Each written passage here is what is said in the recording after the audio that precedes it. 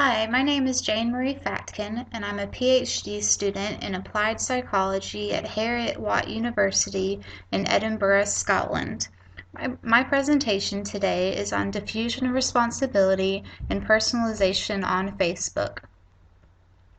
My study overview investigates the effect of group size and personalized salutations on response rates to requests on Facebook through the theories of diffusion of responsibility and social exchange.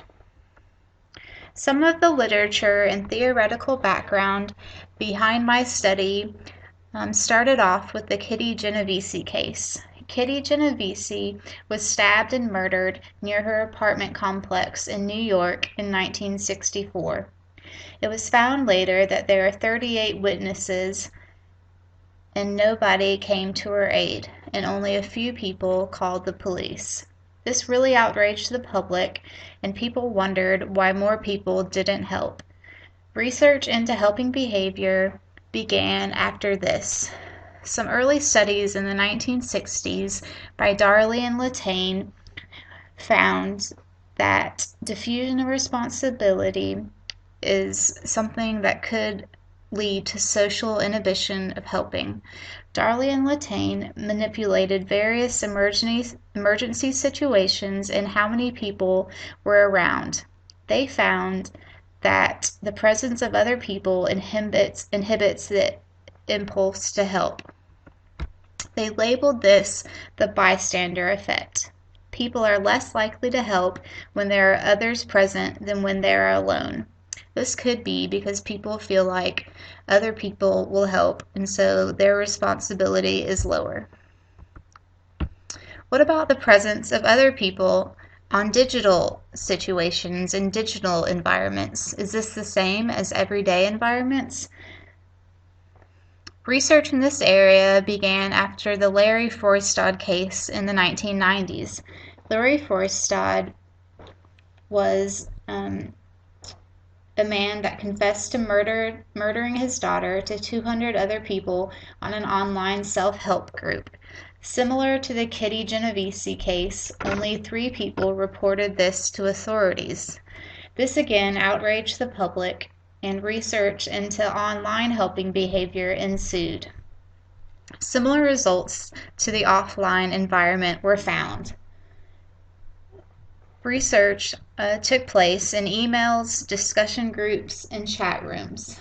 They found that in smaller online discussion groups, more help was received. Also, when email requests were sent to individuals rather than a lot of people, lengthier and more helpful responses were received. Personalization is another factor that increases helping behavior. When people are greeted by their first names in emails, chat rooms, and discussion forums, people are more likely to help. This could be due to the social exchange theory and reciprocity heuristic. This states that when people are respected, they feel duty to respect in return. What about social media? Social media is the most popular activity on the internet. Facebook alone has 901 million users, and as more people spend a lot of their time in these social media environments, it has lots of questions on how people are behaving. So does diffusion of responsibility also occur in social media environments? Does personalization increase helping behavior in social media environments? And does group size increase helping behavior when individuals are greeted by name? And does group size increase helping behavior when individuals are not greeted by name? My first hypothesis is that sending messages to individuals rather than groups will increase helping behavior. My second hypothesis, that greeting the individuals by name will also increase helping behavior. I also think that group size will increase helping behavior when individuals are greeted by name, and group size will increase helping behavior when individuals are not greeted by name. So to carry out this study, I enlisted 176 individuals 115 were female and 61 were male. They were all around 21 years old. They all had social media and Facebook accounts, and they were active and logged on to Facebook at least once a day. I had a 4x2 factor independent subjects design. Factor 1 was group size and had 4 levels. The group size was either 1 person, 3 people, 6 people, or 9 people. Factor 2 was personalization, which had 2 levels. People were either greeted by name or they were not greeted by name. For the procedure, participants send one Facebook message to either 1, 3, 6, or 9 of their Facebook friends, asking them to fill out an online survey. The friends were either greeted by name or just greeted by hi or hi all. This is what the Facebook message looked like when received by one of the participants' friends. As you can see, the friends were asked if they could fill out a survey that took approximately 10 minutes. Helping behavior was measured by whether or not the Facebook friends completed the online survey. For the results, 470 individuals were sent this private Facebook message.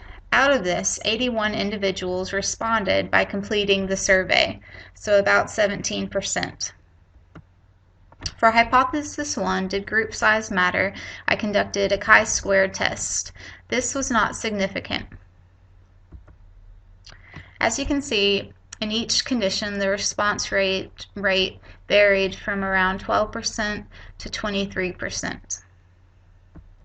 And this was not enough to be significant. For my second hypothesis, did personalization matter? A second Pearson chi-squared test was conducted. This hypothesis was supported and was significant at the 0.01 level. Individuals in the name condition were more than 2 times likely to complete the questionnaire. As you can see, the name condition had 23% response rate compared to 12% when they weren't greeted by name. For my third hypothesis, I conducted another chi-squared test. This results were not significant. Group size did not affect response rates when individuals were addressed by name. This elicited around a 20% response rate for all conditions. And for my last hypothesis, I conducted a last chi-square test and found that group size was significant when individuals were not greeted by name. This was significant at the 0.05 level. If you look at the response rates, you can see that for the 1 and 3 person condition, the response rates were a lot higher than in the 6 and 9 people condition. So why didn't group size matter overall? This could be because personalization could have eliminated the bystander effect when the messages were personalized. Markey in 2000 found that specifying a person's name in a chat room eliminated the bystander effect. Yet when individuals were not named, group size did matter. So this study is a lot in line with that study. So to sum it up, overall group size did not impact response rates. Personalization did impact response rates, and it made individuals 2 times more likely to help and complete the questionnaire. Group size did matter when not greeting the individuals by name, and the larger the group, the less likely individuals were to respond. So the take-home message is to greet people by name in online environments, especially when sending mass messages. Of course, there are limitations to my study. One of the limitations is the language. To eliminate other outside variables, I kept the language the same for each person, although this could create other problems. For one, not everybody words things similarly, so some people could think that this looked odd. Also, There are different levels of computer literacy and social media use literacy. So some people cannot, maybe they don't understand how to check their messages, or maybe they don't log on every day and didn't see the message. Also, lots of people are wary of spam and malware, and they could have not clicked on the link to do the survey. A level of friendship could have been another factor.